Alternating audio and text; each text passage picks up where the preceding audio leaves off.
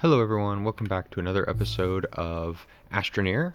Today we will be continuing to talk about Intel, but also kind of about like major corporations and specifically in the regards to underdog corporations. Um, just some thoughts. We'll get to that in a minute. I'm going to record several videos in a row. So the grand master plan, I need to make the large shuttle. We need exochips, titanium alloy, and ceramics. Ceramics requires clay, titanium alloy requires graphene, which requires graphite. I am fresh out of both. I have some graphene over there, but I need some more graphite, and I definitely need more clay, because I think I have like one piece, and that's it. So I want to go out mining with this sucker, but I need to find a better power solution. So, we're going to try to figure out how to do that in the next couple of days as well, or the next couple episodes. And we're going to see where we can go from there.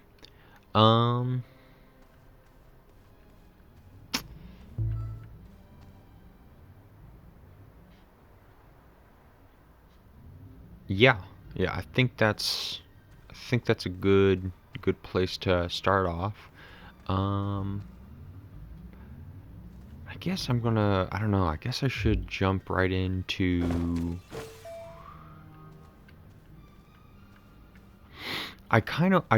So with the large rover, I don't know if I should build a supply trailer and just haul it around. That way I can like carry one of these canisters of carbon. I have some options, but I've totally boned myself, and it's definitely taking its toll. So if I remember correctly, these are 14, right? Okay, so these provide 14 U's, but I forgot what these did, or what I did to this game. It only provides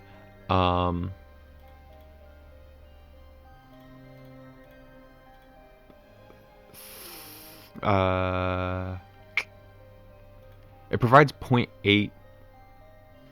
No. Yeah, it provides 0.8 of what it is supposed to provide. So like one power generation means it provides 14 U's. Okay, math. I can math. I know I can. So that's 80%, right? So 14 minus 80%, 11.2. I don't know if it rounds up or down, but it's probably safe to assume just 11. The large solar array provides 11. I also have 3 times power generation because I'm a moron. Not power generation, power consumption. Everything is more power hungry, which means if we come down here, we need to do some calculations. 1 power while active, which means the large rover requires 3. Let me pull up a calculator on my phone because I'm getting a little sick and tired of using the one on my computer. So 3 power gen for that, and then I thought, is it on the medium? Oh yeah, here's the paver. Okay, paver uses 1, so that's actually plus 3. And then the drill uses another 3. So we're at 9 U's of power, right? So in theory... Oh, but this sucker... Oh no, this is where I screwed everything up. We've made mistakes, gentlemen. Okay, so the medium generator produces 9 U's of power. I don't know what 80% of 9 is.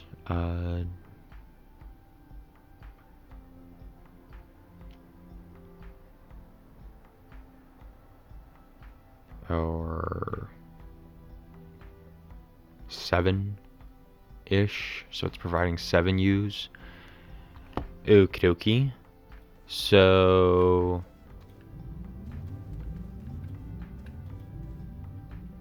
okay, so what do these things... Okay, so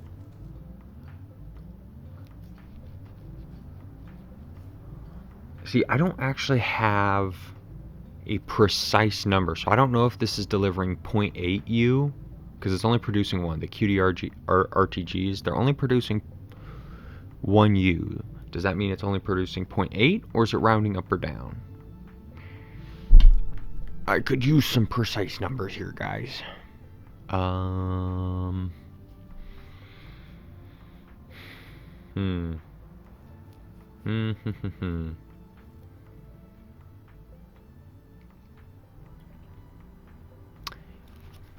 It might be...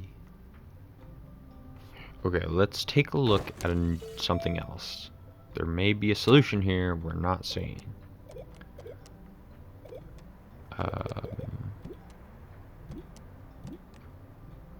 So right now, the issue that stands is we're trying to fit the most amount of power production on this truck as possible. Okay. We're trying to fit the most amount of production on this truck as possible with the least amount of spaces. Now, right now, it's looking like I have to use 2 slots, it appears. We need to be producing no less than 9 U's of power. Small generators. Small generators produce 2. One of these medium storage units can hold 8, which means we could be producing 16 U's of power if I'm using small generators. And just feed it, and then use a medium canister to feed them a metric load of organic material. My only concern with that is 8... What is that?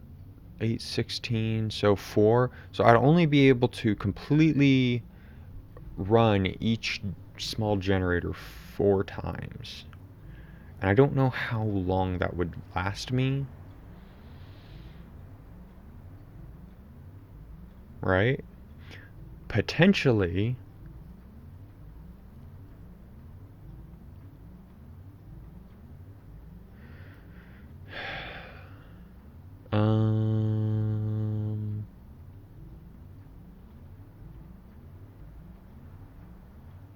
Man, I need a compact... Yeah, oh yeah, this was another thing. So I was looking over here...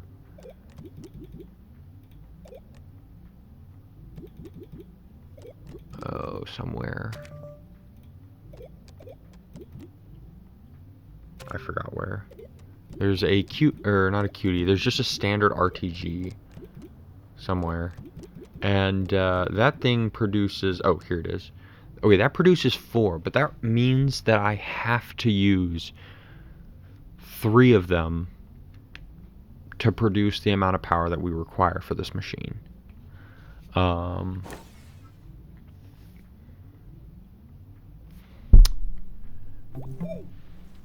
Totally just hit the mic there, sorry. Yeah, so that's... If I'm going to use 3 spaces, I might as well just use the couple of the couple of cuties that I have on there now with a medium generator and a pack full of carbon. I think that would last longer anyways.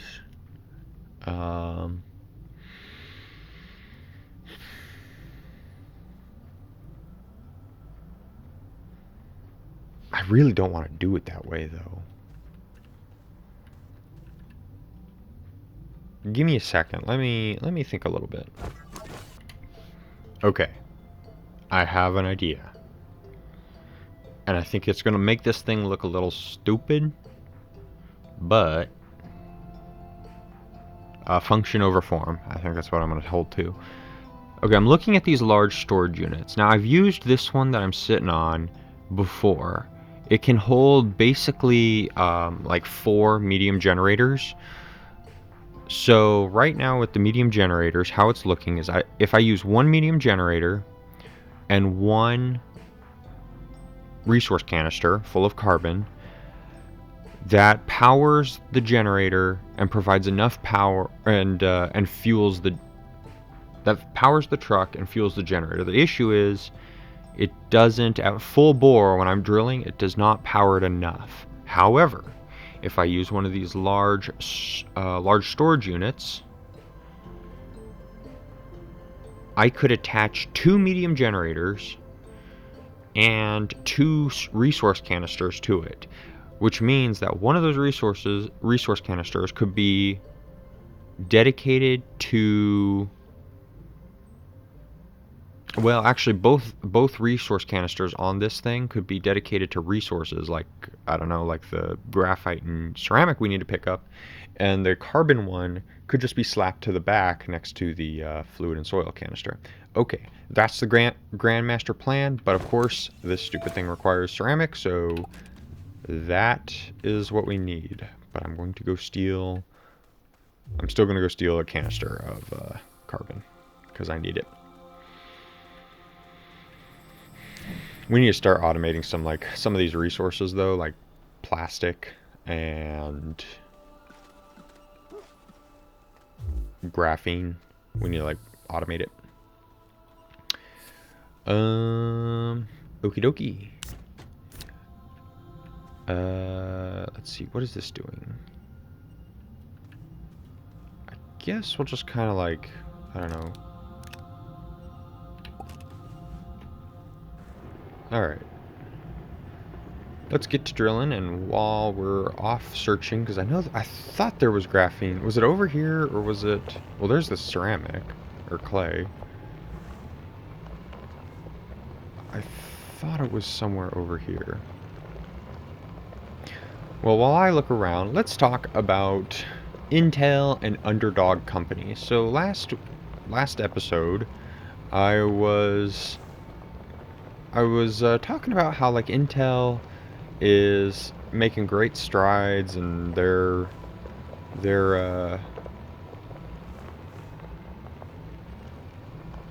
battle mage cards that they're coming out with are looking like excellent cards, and yeah, just good all around. But it brings into this question, the first Intel art cards were, I don't know, there were, I'll call them mid. I bought one. That's what I use in my machine, and I've more or less enjoyed it. But at the same time, you know, if you ask my buddies, yeah, we've definitely, there's the graphene. Oh, and there's the clay. We've definitely had some issues where,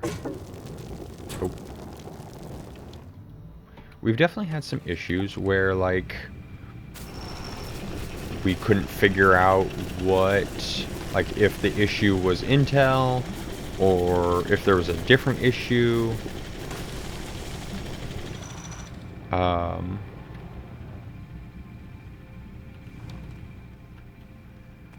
The only point that I'm trying to make there is and not everything was like perfectly smoothed out, and so if you're running on a limited budget, whether you're, I don't know, just a college student, you're a kid or a teenager who doesn't have a lot of money, you know, you're running on your parents' wallet effectively. Maybe it's none of that. Maybe you're just like a cost-conscious kind of person.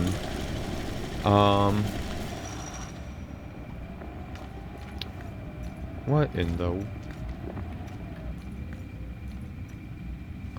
Why is all this dumping out of my truck? I put you here.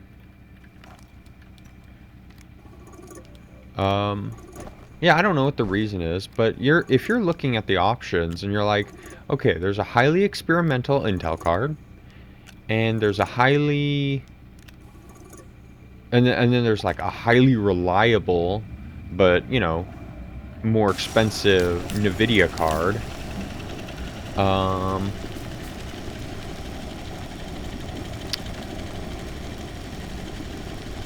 And then there's the kind of mid-range AMD card. Like, what should I? And you're asking like, what should you buy? Like, that's kind of a difficult ask to tell that person you should buy the experimental Intel card.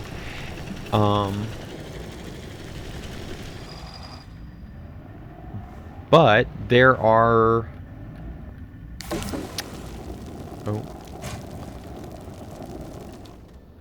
but that's exactly what happens. Like, people do tell, or maybe not even people tell, but there might be a philosophy of I should support the maybe inferior product to help a company get ahead. I think that's kind of what, like, some of the bigger YouTubers, I'm gonna pick on Linus Tech Tips a little bit, said was like, you know, Arc isn't great, but Arc isn't great. It had its problems, but basically it's the idea of buy it so you can tell, so the company can tell that you're interested in the product, so they don't scratch or cut the product and cut the R&D. And of course they're saying this because we want Intel to continue making Arc. Because let's face it, NVIDIA's getting a little big for their britches. Now the whole line is, I can hear the people now thinking that I'm dogging on Linus. Please understand, huge fan myself. But I think he even admitted in his videos that, like, it's not for everyone. But he's also talked about the fact that he's readily admitted that NVIDIA and AMD are getting big for their britches. They're getting arrogant. NVIDIA especially, they kind of have this attitude of, we'll charge whatever we want, and who's going to stop us? And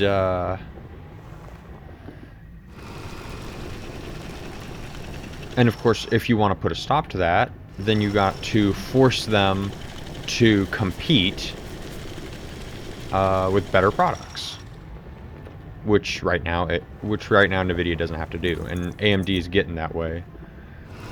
So, like, Linus is not. I am not trying to make Linus the bad guy here. I'm just kind of bringing forth the idea that he himself proposed of, like,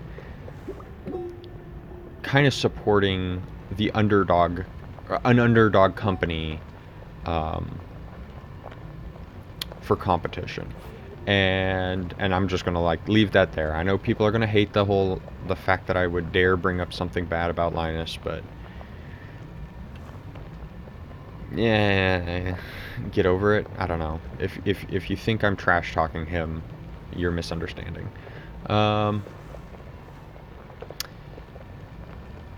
Let's see, where in the bloody world am I going? I should be going this way.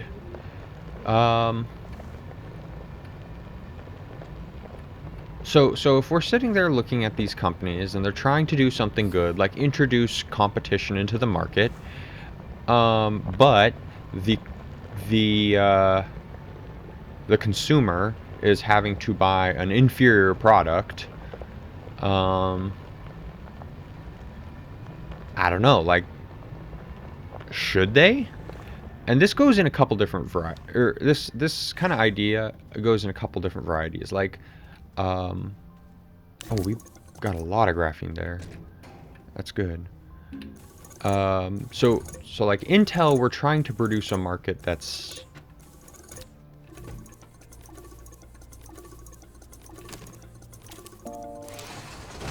Intel, we're trying to produce a market that has more competition, and more competition should lead to cheaper graphics card prices, right? That's kind of what's being put or being asked of. Um,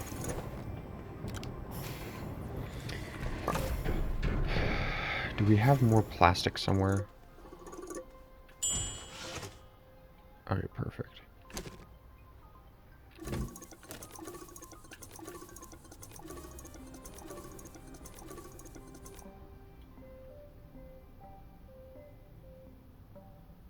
Oh, you need hydrazine. Oh, and we're out of hydrazine. Okay, never mind. Just put it all back in. Sorry, trying to make some more graphene here while we go mining again. Okay, so instead of doing that, what we're gonna do is we're gonna stick all this on here. We're gonna put this on the back or somewhere on the truck.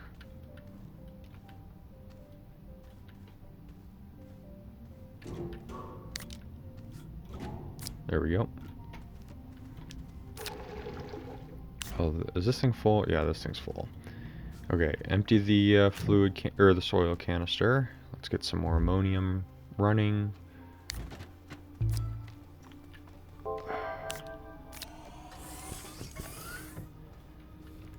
Okay, so with so like I don't know, like does it matter for a consumer to purchase a inferior product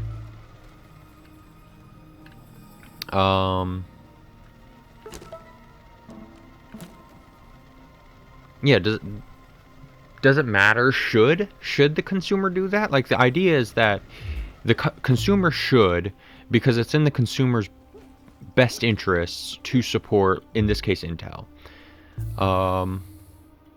If the consumer doesn't do that, then I mean, basically the idea is bad things are going to happen. Those bad things being Intel or Nvidia is just going to continue jacking up prices. Like, I feel like that's pretty cut and pretty clear. All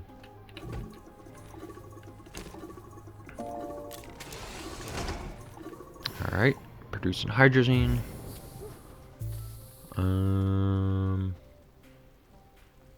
Do I have? I kind of need another soil canister. What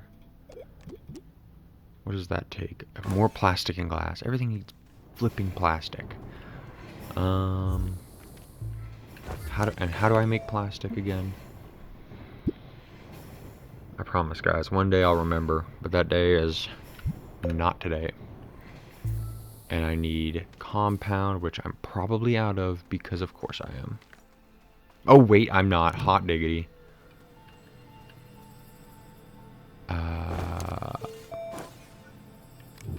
Plastic and carbon. And I think it's methane, if I'm not mistaken.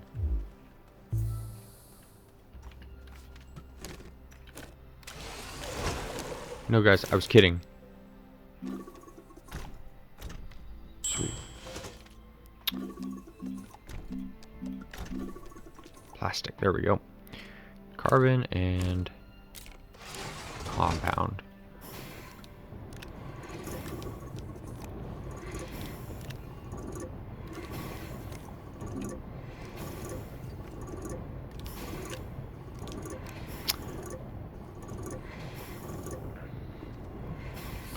Now here's another thing to consider. So this is not like a small mom and pop shop that we are supporting here. Like, it's not like Big Bag Walmart or something came in and is threatening to destroy the last mom and pop shop in your tiny little town. This is This is Intel. Like, they just got like $7 billion, and if they play their cards right, they could up that grant to $10 billion.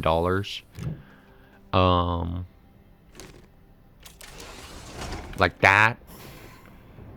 And then on top of that, like, there was a plan, right? There was a plan that, like, Pat Gelsinger was going to come in and like get the engineers back in charge, and they were going to start making good products again. Like, that was the plan. And then they go off, and I don't know, he leaves, big air quotes. Oh, enable outputs. Okay, there we go. Now we can go back to hydrazine. There we go.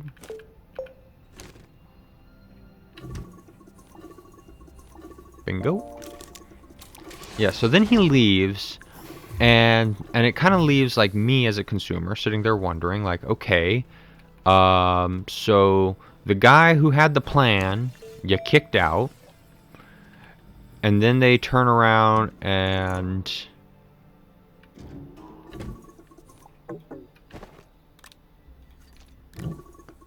then they turn around and stick another marketing guy in charge. Well, granted, it's like a 2-player thing now, but like, that's not what I want to be seeing, as them making the exact same mistakes that they've been making for like a decade or two now. Like, I want to see somebody with good R&D and everything, not marketing.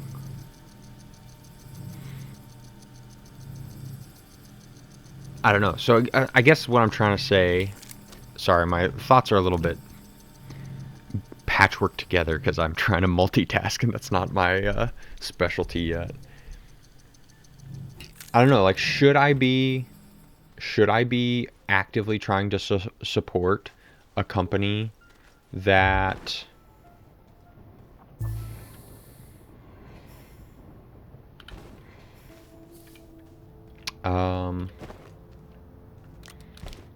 that it continues to get money from the government, and yet, oh yeah, here's another thing. This is also frustrating, is if I sit there and I look at just some of, like, the news.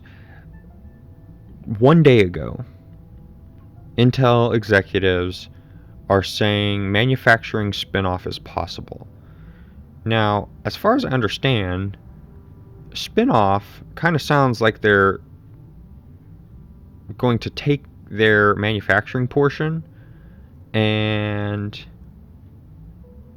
like, yeah, sell it off. Yeah, that's what it is. Yeah, they're going to sell its manufacturing operations. And they're saying this one day ago.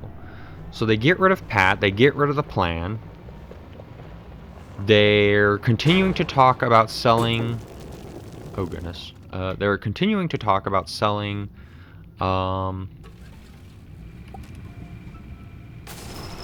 selling the company.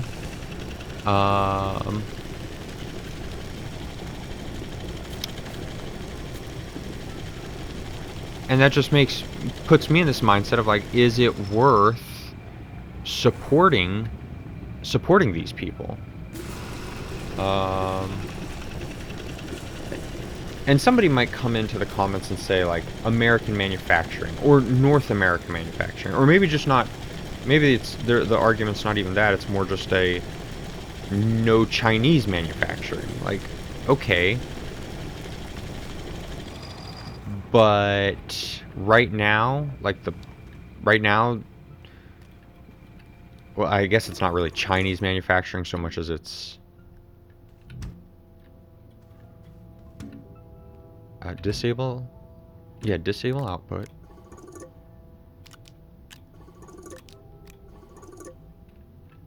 Why wasn't it sucking them in automatically? I feel like it should be doing that. Oh, probably because... it was confused. I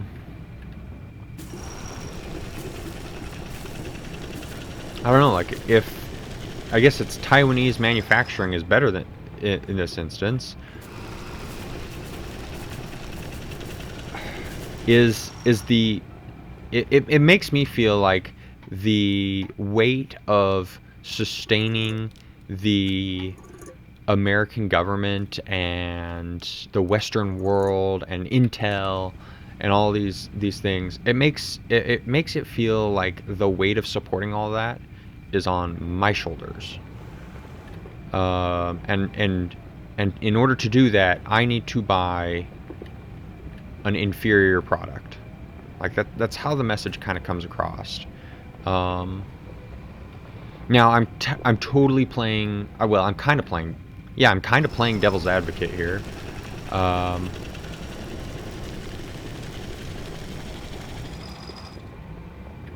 Only in as much as, like, I feel like this is a legitimate take. It's a legitimate frustration, and on top of that, like, there are similar arguments in other regards. For example, oh, please make it up. There we go. If we look at, like, the green movement, and, like, green eco-friendly products, I feel like there's a similar message of, like, if you give a crap about the planet, you need to buy this $6 or $12 bottle of dish soap for 3 ounces, and it won't do as good of a job, but you need to buy it in order to wash your dishes because it's eco-friendly. And if you buy, like, Palmolive, I think that's the brand. If you buy Palmolive, you're basically actively killing penguins. And I don't know, like, that's another one of those of, like, that feels like a lot of weight on my shoulders.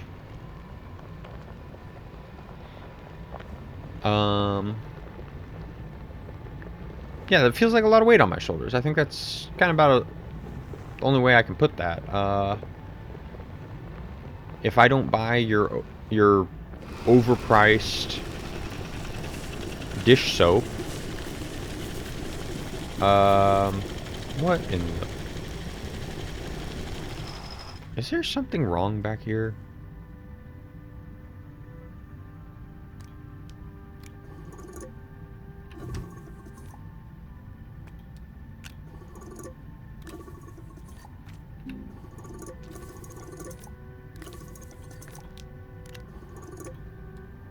Yeah, if I don't buy your overpriced dish soap, then I can't do that. Like, it's too expensive. When you sit there and you got a when you got a $12 bottle of soap, and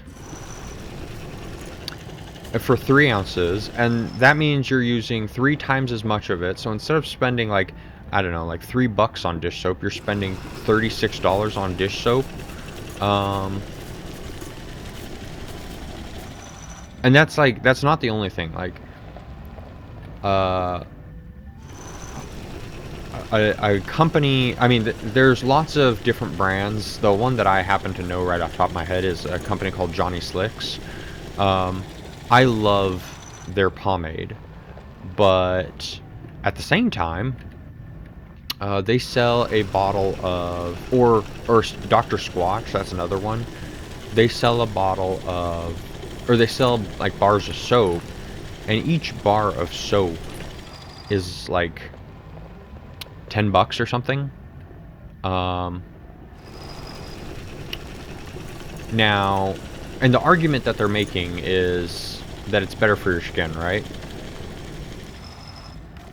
And like, there's no real way for me to prove that. Like, a lot of these arguments are based off of, well, you'll figure it out in, like, 50 years when your skin is still looking, you know, young and supple, and all the other guys' skins are looking like bags of old leather.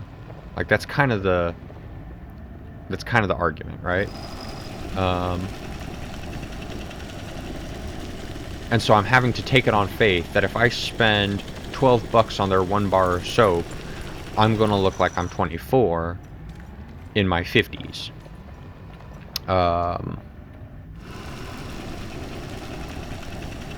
Which I cast some serious doubt on that claim.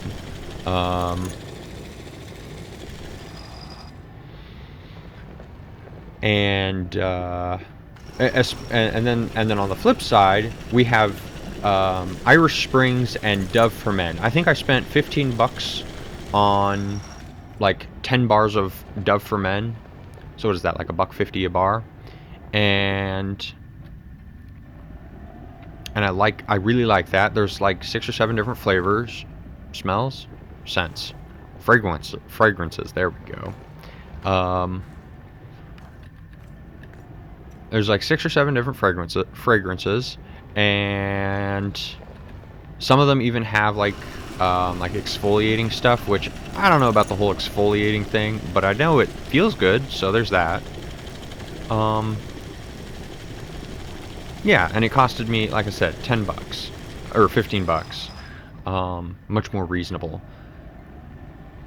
And Dove claims to do the same thing that like Dr. Squatch claims to do.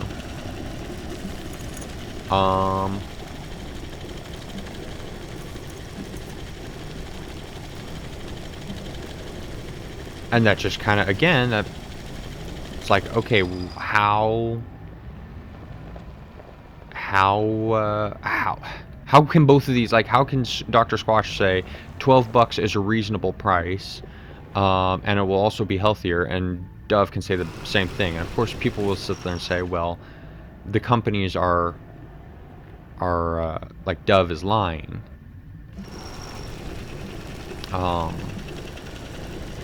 That's what companies do. They lie. Okay, I hear you. Companies lie. So we'll just assume that Dove soap seems to make me clean, which is good for my skin, right? And we'll say that Dr. Squatch keeps me clean.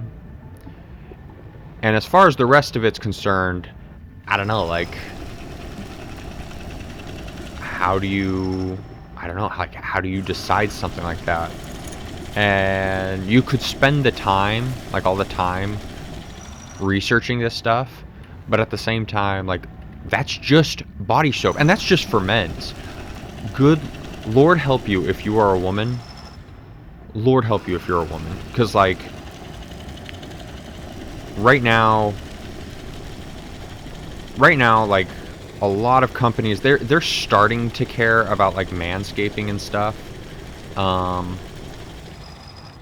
a lot of them still don't care about manscaping and stuff. Like,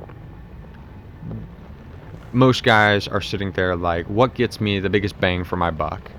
And that's about it. The whole meme of a girl's on sitting there meeting with a guy, and it's like, wow, your skin looks so great, what do you use? And he's sitting there thinking about the fact that he used the bar of soap that he used to wash the rest of his body, and he used that to wash his face, and then he used the same towel that he used to dry his rear end, and he used that to dry his face. And he's just like, that's my skincare routine. Meanwhile, she's got 54 bottles, and yeah, like, I don't know.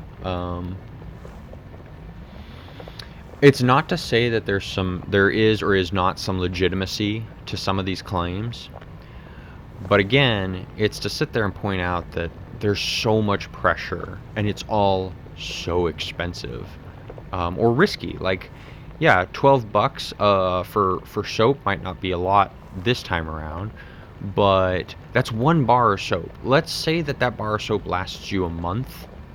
Kind of depends on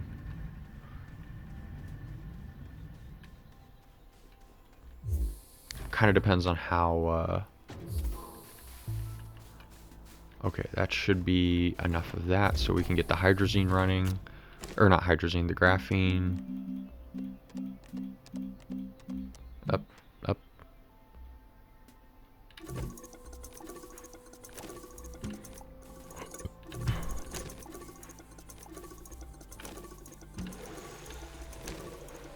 There we go. Alright, graphene is running. I don't know, a lot of this stuff is just so expensive, and I kind of feel like I'm being told I have to pay out the nose to support it all.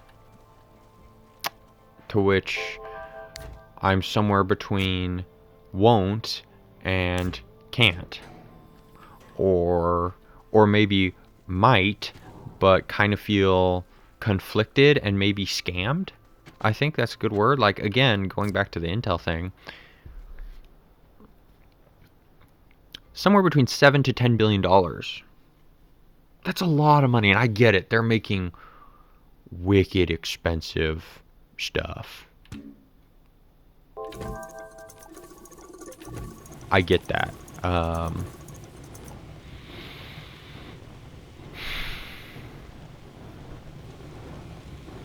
But like, Nvidia feels like a scam because it's too expensive. Intel feels like a scam because I'm trying to I feel like I'm trying to recover their mistake for them. Like, they didn't put the R&D, they didn't do due diligence 10, 20 years ago and keep their keep the correct staff on hand. So now I have to make up for that. I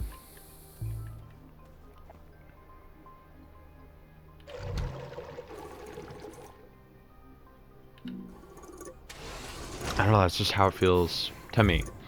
I'd be interested to hear what you all have to say. Like, I don't know, is there companies, is there mentalities that you feel people are begging for all of your money, and you're just kind of feeling like maybe a little ripped off or scammed? Tell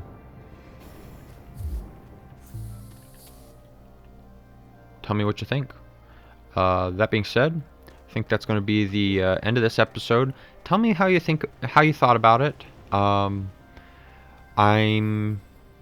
I'm 50-50 on whether I want to split the audio in half and basically record the videos separately and then record the audio separately. That way I can kind of keep a more coherent train of thought. Or if I should kind of do both at the same time.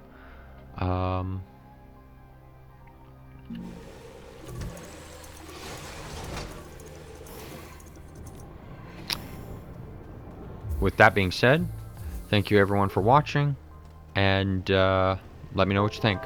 Bye.